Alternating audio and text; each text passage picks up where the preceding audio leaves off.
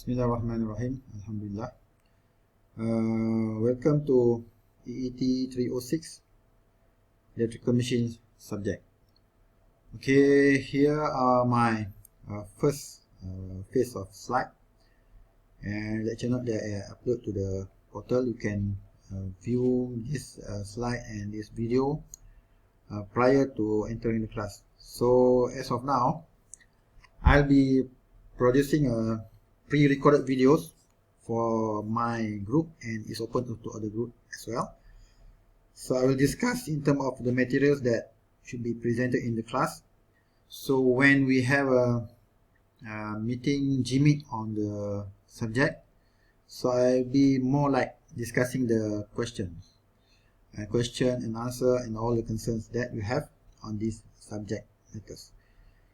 Okay, for this subject, we will discuss on the machines that available in the market. Focus more on the DC machines, induction machines, in synchronous. We have more than that in the market, but this is within our syllabus that we will discuss throughout the course of EET 306 electrical machines. We are not going to discuss on the construction, on the hardware of the machines, but we are moving more, or we are discussing more on the control and characterization of the machines. Okay, as you can see, we have a few lecture notes that being uploaded to the Google Classroom, and the slides will be uploaded, I think, more preferably on the YouTube. So I will upload to YouTube, and I will be producing the link to the Google Classroom, so you can browse on your own convenience time. Okay. So first of all, we're going to the chapter of basic concept of electrical machines. So we have gone through this before, but I have forgot, or I think we are not able to record the session, so I will be producing this again, and you can use as your reference. Okay, as what we have discussed before, when we want to control the machines, or we want to apply some sort of characterization process or onto the machines, we have to know what are the things that we want to apply. Means that we know what our load is, what our methods to investigate or discuss on. Okay, we are going to for this chapter, or for this subject syllabus, we are focusing on the machines. So most or almost all the machines, they construct within the same construction step or same construction concept. So most of the machines that operate in the market, we are referring to either a motor or a generator. And all of these machines, they are applying, or they are manipulating the basic principles of magnetic fields. So magnetic fields are the fundamental mechanism by which the energy is converted from another source, from one source to another source. Let's say we are having a electrical energy into mechanical energy. Okay, if we move from electrical to mechanical, so we will call a motor. Meanwhile, if you move or convert from mechanical to electrical, we will call a generator. So both we have either in DC, AC. So both are applying the same concept of magnetic fields application or manipulation. So we have four basic principles on how these magnetic fields are used in this device. And another one, we have a transformer. Before, we have transformer inside our syllabus here, but now we have move out this syllabus of transformer into another subject, so we are covering more on the motor and generator. So even though this four basic principle is applicable in our subject, so we have four basic principles. First is that a current carrying wire will produce a magnetic field in the area around it. So we are referring to the right hand rule.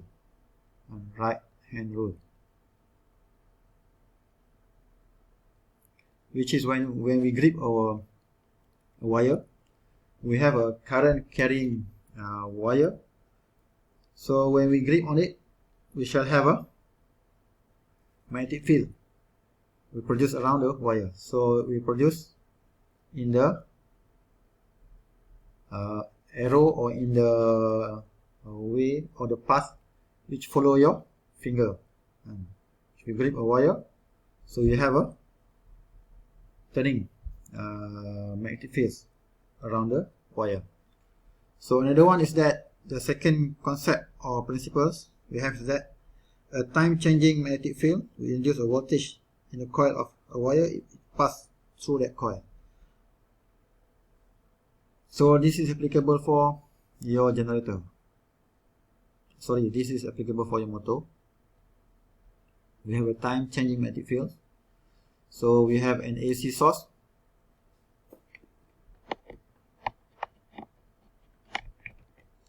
The AC we have a positive pole and negative pole throughout one wire. And throughout one wire, positive, negative. So there will be a magnetic field induced in the voltage of a coil when it passes through that coil. So when we measure in this two sides, it will be a voltage. So another basic principle is that a current carrying wire in the presence of a magnetic field has a force induced on it. So this is more to the application of left hand rule, Fleming left hand rule. Fleming left hand rules. And another one is a moving wire in the presence of a magnetic field has a voltage induced on it. So moving wire in the presence of a magnetic field, so refer to generator. We have a generator, we have a wire. There is a magnetic field. So when we pass through the wire throughout the magnetic field, we shall generate a voltage. So we will go through further on that concept in the time to come. So here which are the first rules that we mentioned just now.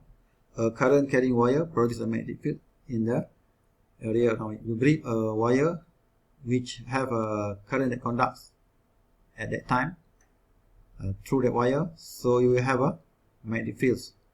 The amount or the strength of magnetic fields depend on the wire. The higher the higher the current that flows, so the higher the B will be, which is the magnetic field strength. And we have B equal to mu naught I divided by 2 pi r. So this r is the radius of your wire.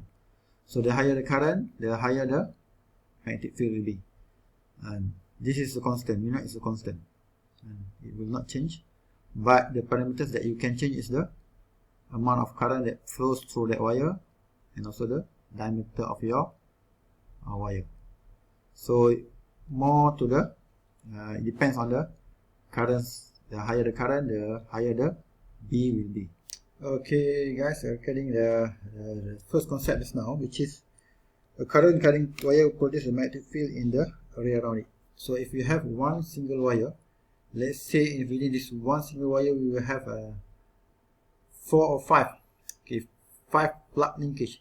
So how you want to increase in terms of the intensity or the strength of the magnetic field? So what usually we do is that we will turn the wire into a coil. Just now we have a single wire. Now we have a 4 coil which is made from a single wire. So if one wire will produce 5 plug linkage link, so 5 times 4, now we have 20 plug linkage links. Okay. So when we go to the second concept, which is stated that a time changing magnetic field induced a voltage and coil of a wire if it passed through that coil. So this is the second concept or principles. So the Faraday's law stated that there will be a voltage generated in the coil, and we have a coil just now. We have a coil, and there will be a voltage generated throughout the coil. Means that if you measure between the terminal here, there will be a voltage if there is a magnet move into or outside the coil. We have a magnet, and we have magnet bar. We have north and south here. We move in and out, so you will measure a voltage across your coil here. Positive and negative terminal, there will be a voltage. Okay, and also there will be a voltage if we have a time changing magnetic field through a coil. Means that if we have another coil here, and this coil connected to time changing source, let's say 50 Hz. So this wire which carrying a current will pass through the wire and into the coil. So there will be a magnetic flux and throughout the coil, and this magnetic flux will cut another coil. In terms of the flux will cut the wire, so vice versa, positive then negative, and positive then negative, positive then negative. So what will happen that the flux will induce current into this second coil. So this is the first coil, this second coil, so the flux will induce here, so it also will generate current. So when we have a time changing magnetic field, induce a voltage in coil of a wire when it passes through that coil. So we have this second coil with a induced voltage from the first coil. So this is the concept of your transformer. So sorry, just now I mentioned that the second principle here is referring to transformer, not a motor. So the change could be produced by changing the magnetic field strength. So if the higher the strength, and the linkage here, the strength, the higher, so the higher the voltage you feel, or the higher the flux you feel at the second coil here. Or if you use a magnet, the faster the magnet push in and out from the coil, so the higher that magnetic field will be produced. So EMF here, electromagnetic force, will be produced based on how many turns. The bigger the turns, the higher the intensity, how much the flux and magnetic flux produced at the inducing coil.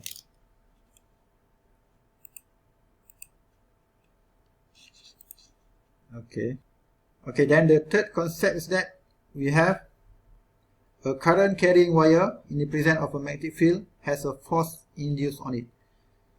So as what we have learned in our secondary school, we have a Fleming left hand rule. Is it? Fleming, we learned in physics before. Left hand rules.